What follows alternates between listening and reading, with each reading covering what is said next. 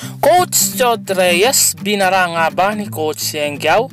Pero bago natin pag-usapan yan mga ka-BM, please subscribe to our channel and hit mo na rin ang notification bell para ma-notify ka sa mga latest video na i-upload ko. Nagsalita ang ngayon head coach ng Team Pilipinas na si Coach Yeng Guiao sa mga komento ng dating Gilas coach na si Jod Reyes ukol sa tila pagbibigay pressure nitong maungusan ang 2014 FIBA World Cup stint ng national team ngayong taon.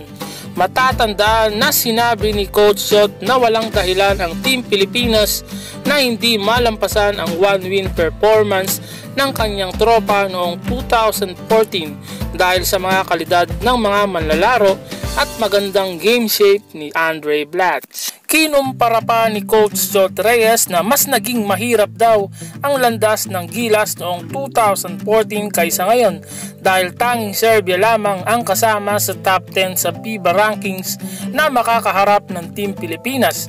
Iba umano sa kanila na nakaharap ang bigating kupunan ng Argentina, Croatia at Greece. Bilang tugon sa sinabi ni Coach Jod Reyes, sinabi ni Coach Yeng Guiao na nire-respeto nito ang opinyon ng dating Gilas coach, ngunit malabong mas magiging madali ang kanilang kampanya ngayon dahil bawat kupunan sa World Cup ay paniguradong umanong paghahandaan na ang Pilipinas.